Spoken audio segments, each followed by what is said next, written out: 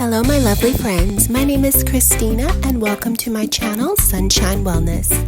On this channel, we share content to help you flourish mind, body, and spirit, and live a holistically balanced life. If this sounds like something you're interested in and you want to hear more content, please consider subscribing. So just a little quick note, a little bit about me. I am a certified Ayurvedic nutritionist. I'm also a certified yoga instructor and wellness coach.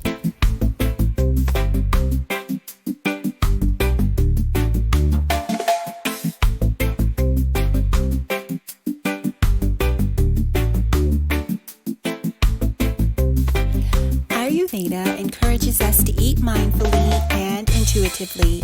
And in this video, I'm going to give you 5 reasons why it's so important for our well-being to put mindful and intuitive eating into practice.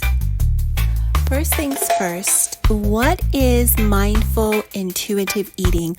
Let's start with mindful. Mindful eating is the practice of being present and aware of what you're eating, how you're feeling, and paying attention to your actual eating experience without judgment. It is an external experience. Intuitive eating is the practice that means that we're paying attention to our body's cues, things like hunger, when we're feeling hungry, when we actually feel full, and our emotions and how we may be feeling while we're eating it. It is more of an internal experience. So essentially, mindful focuses on your actual eating experience, while intuitive focuses on your body's internal cues.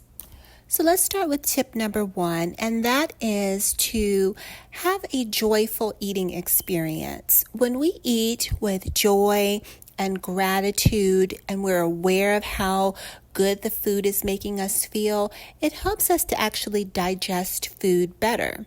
And so when we go into a meal and we have a good experience, it assimilates in our body as a good experience. When we go into a meal thinking, oh, I shouldn't be eating this, or I'm feeling guilty because I'm having this food, or I shouldn't be eating this, or I know this is going to be making me gain the weight that I just lost, or blah, blah, blah. All of the things that we tell ourselves, that's not a good eating experience.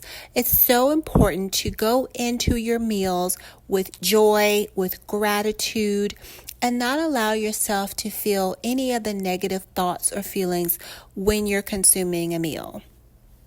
Tip number 2 is really paying attention to real hunger versus emotional hunger.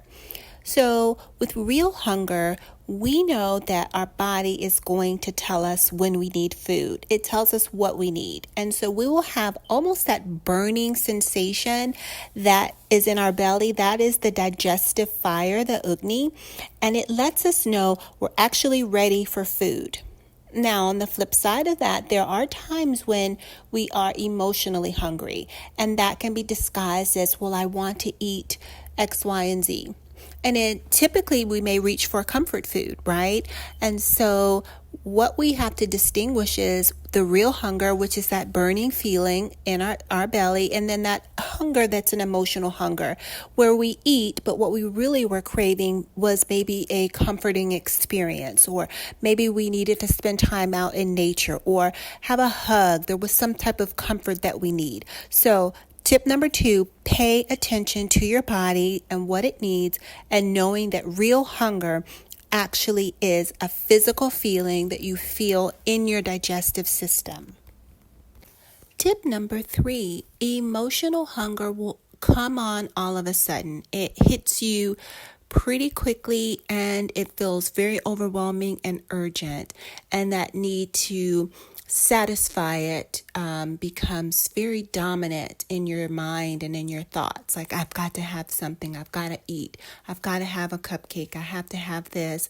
So making sure that you understand how quickly emotional hunger comes on versus physical hunger, which gradually comes on. You have time to sort of work up that feeling of needing food.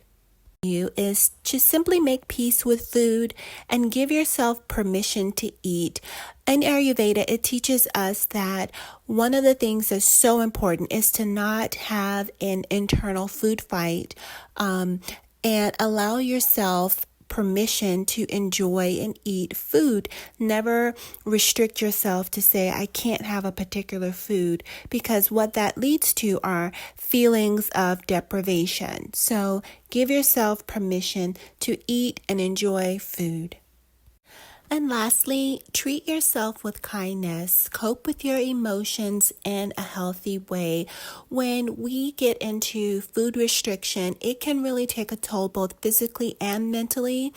And it can really trigger a loss of control, which is what leads to emotional eating. So find some ways to nurture and comfort and distract and resolve your issues, because loneliness and boredom, anxiety, those are all emotions that we experience throughout life. And sometimes those are the emotions that can trigger us to eat. So be kind to yourself, make sure you cope with your emotions, and take good care of your body.